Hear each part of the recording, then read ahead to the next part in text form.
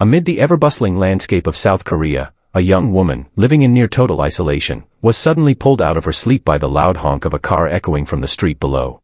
With a resigned sigh, she stood up, shuffled to her window, and peered through a makeshift peephole, just a small gap carved out of a cardboard sheet she had taped over the glass. Her eyes landed on a car idling downstairs. Walking beside it was a teenager in a school uniform. From within the vehicle, a deep, assertive voice called out, urging the girl to get inside. Her gaze shifted again, locking onto a woman across the street who was leisurely smoking by her window. When their eyes met, the woman smiled kindly. But the young recluse, uncomfortable with any form of human interaction, instantly withdrew, snapping the cardboard back into place and closing herself off from the world again. That woman was Yun-Hup, the protagonist of this strange and somber tale. Yun-Hup wasn't just any ordinary shut-in. She carried a haunting gift, or rather, a burden, that had shadowed her life for as long as she could remember. This unique condition she privately referred to as the S-line. A vivid, blood-red strand seemed to sprout from the heads of everyone she saw, extending and linking them to all the people they'd been physically intimate with. Most had several lines, some even more. But Yun-Hup could see every single one, as clear and unavoidable as daylight. What might sound like a fascinating power was, for her, a soul-crushing curse. It weighed heavily on her heart and mind. She often thought back to a pivotal memory from her childhood, when everything had begun to unravel. Back then, just a child with innocent eyes, she saw multiple red lines protruding from her father's head. One went to her mother, but others. One reached her aunt. Innocently, she'd drawn what she saw, a child's crayon sketch of the scarlet lines. But that drawing, so innocent in intention, exposed her father's betrayal. Her mother, upon discovering the truth, broke down in a frenzy of pain and rage, ending in a tragedy that marked Yun-Hup forever. Her father was stabbed to death, and Yun-Hup blamed herself entirely. From that moment on, she saw her ability as nothing but a curse. She had tried, more than once, to end her own life, to escape the burden. Yet fate, or some cruel twist of destiny, refused to let her die. Every time, she survived.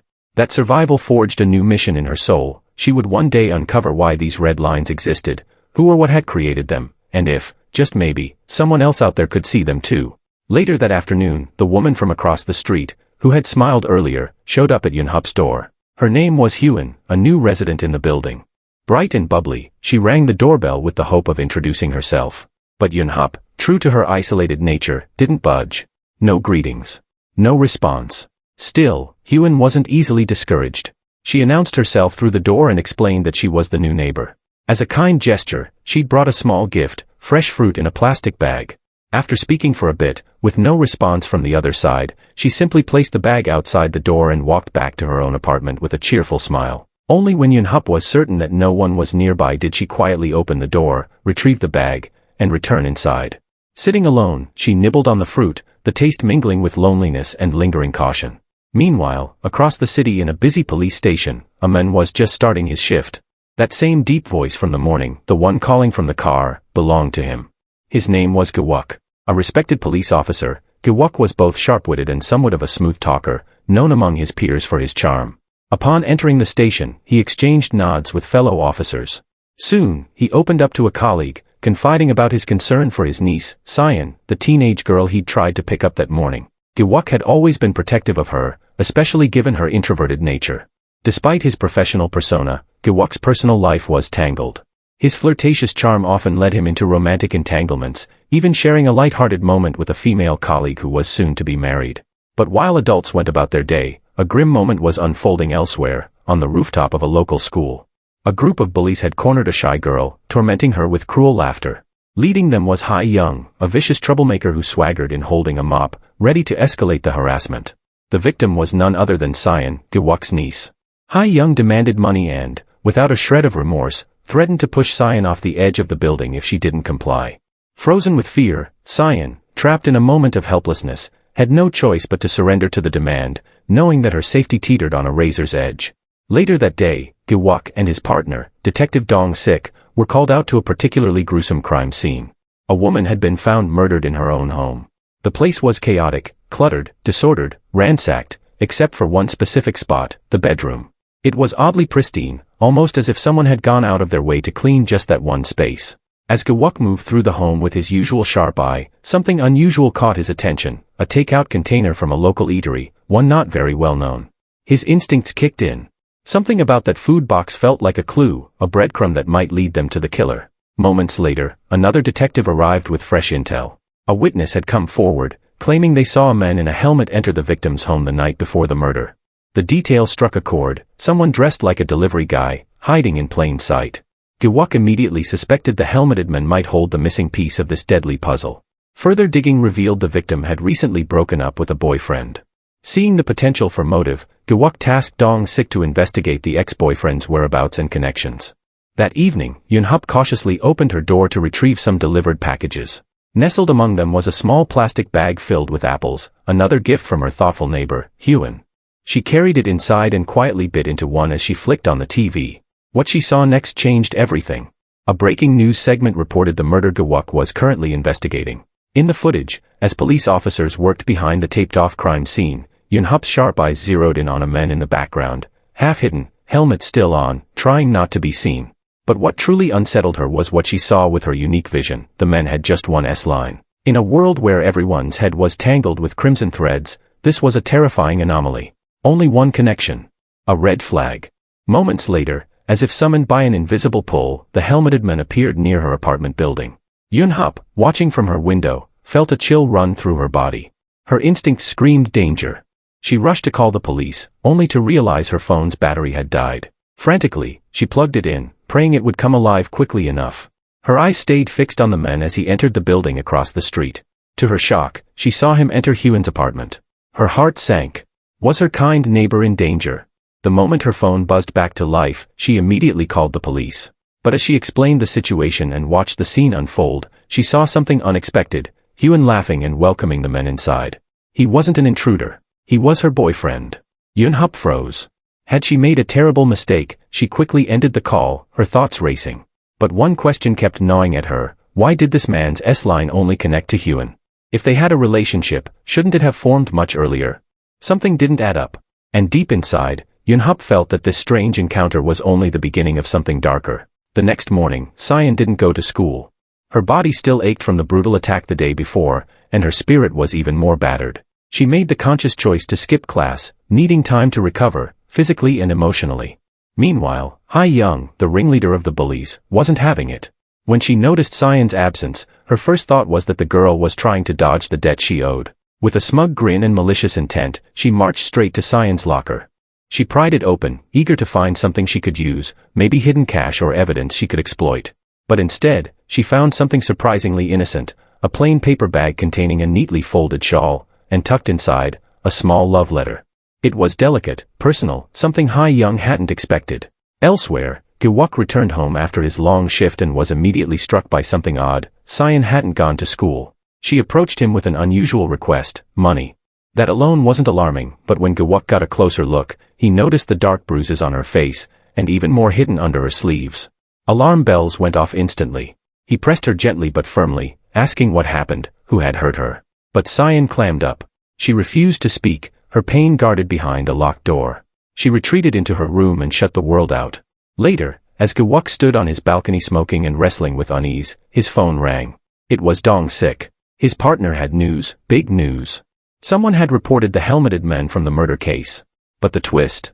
That particular detail about the helmet hadn't been made public. Meaning, the person who made the call either saw something firsthand, or knew more than they should have.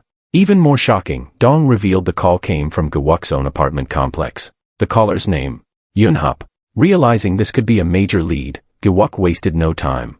He rushed to her apartment and rang the bell repeatedly. Knocked, called out, but no answer. On the other side of the door, Yun-hup stood silently, refusing to make a sound. As he was about to leave, a man from upstairs passed by and casually told him that the girl in that apartment was a recluse. She never comes out, he said. Doesn't talk to anyone. But Gewok wasn't ready to walk away. He gave it one last try, one final knock. And this time, the door creaked open. Just a sliver. Yun-hup, peeking out nervously, stared at the men on the other side. Gewok didn't waste a second. He asked about the call, what she saw. Flustered and anxious, she admitted she had seen a helmeted man enter apartment 204 across the street and suspected he might be the killer. But then, she quickly backtracked, explaining that she'd made a mistake. The man turned out to be the woman's boyfriend. Suspicion flickered in Gewok's eyes. He asked her why she was home alone during school hours. That one question hit a nerve. Without saying another word, Yunhup slammed the door shut again. The conversation was over. But the mystery had only deepened. As evening cast long shadows across the city, Yunhup found herself restless. Her instincts, sharpened by years of isolation and observation, sensed something was wrong. That same helmeted man she had seen before was back, but this time, he wasn't headed into the building across the street. No, he was approaching hers. Her breath caught in her throat. She carefully peeked through the small hole in her door, her heart thudding against her ribs. Their eyes met, briefly but intensely. A silent acknowledgement passed between them. Did he see her watching? Did he know? At that very moment, in another corner of the city, Cyan sat on a bench, looking lost and vulnerable. Her phone buzzed. A new message from Hai Young popped up, another cold threat, demanding she bring the money to school the next day or face the consequences. As she slipped her phone into her pocket, her gaze landed on an elderly woman stepping out of a bank across the street. The woman clutched a white envelope bulging with cash. Cyan's stomach twisted. Desperation crept into her mind like a dark fog. She stood up. Her feet began to move, slowly, deliberately. She followed the old woman as she walked into a narrow alleyway. Every step she took pulled her deeper into a moral abyss. Her plan was clear: grab the envelope and run. But just as she prepared to make her move, a group of young men appeared, turning the alley into a crowded space. Spooked, Cyan halted. She couldn't go through with it. Not here. Not now. She backed off, and at the far end of the alley, she spotted 3 familiar faces. They were boys from her school, but more importantly, they were the boyfriends of the girls who bullied her. The walls were closing in. Meanwhile, back at the police office, Giwok and Dong Sik were finally catching a short break. As they reviewed evidence and leads, Dong shared something shocking. He'd found another potential suspect in the murder case. The victim, it turned out, had recently been dating a man named Young Min. He was a math teacher at the high school Cyan attended and, more curiously, lived in the same apartment complex as Giwok. A strange coincidence? Maybe. But when Dong showed Giwok a photo of Young Min, Giwok's eyes immediately lit up. Recognition hit him like a bolt of electricity. That was the same man he had seen upstairs near Yunhup's apartment. Now things were connecting. The threads were beginning to tighten. Before they could move on the lead, Giwok's phone buzzed, an urgent call from the hospital. Something had happened to his father.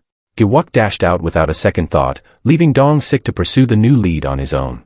At the hospital, chaos reigned. Giwok's father had disappeared from his room. Nurses scrambled to find him. But Giwok, acting on instinct, knew exactly where to look. He ran to the rooftop and found his father perched dangerously on the edge of a balcony fence. Time froze. Giwok stood still, fear and guilt anchoring his feet. For a few dreadful seconds, he didn't move, unsure whether to step forward or stay back. His father, lost in his own torment, seemed ready to leap. But before the unthinkable could happen, a team of nurses rushed in and managed to pull him back to safety. One crisis averted. But elsewhere, another was just beginning. Night settled heavily over the city, but inside Yunhup's apartment, the shadows seemed even darker. Something had changed. She couldn't shake the feeling that she was being watched, that the danger she feared was no longer distant but dangerously close. She sat quietly, hands clenched around her phone, scrolling through an online message board. Across town, Dong Sik, now operating solo, decided to investigate Yunhup's apartment complex. He wanted to find the woman who'd given the tip about the murder scene and figure out her connection to Young Min, the suspect. As Dong Sik wandered through the building, his eyes scanned for any signs, cameras, people, anything unusual. What he didn't realize was that Yunhup was watching him through her peephole the entire time. When he tried knocking on her door, she backed away, staying hidden. Her breathing quickened. She couldn't afford to be seen. Not yet. But Dong Sik didn't leave empty-handed. As he turned to go, he noticed something strange, drag marks near a neighboring apartment and a faint smell, like cleaning chemicals. Make sure to subscribe and turn on notifications so you can watch more videos like this. Thanks for watching.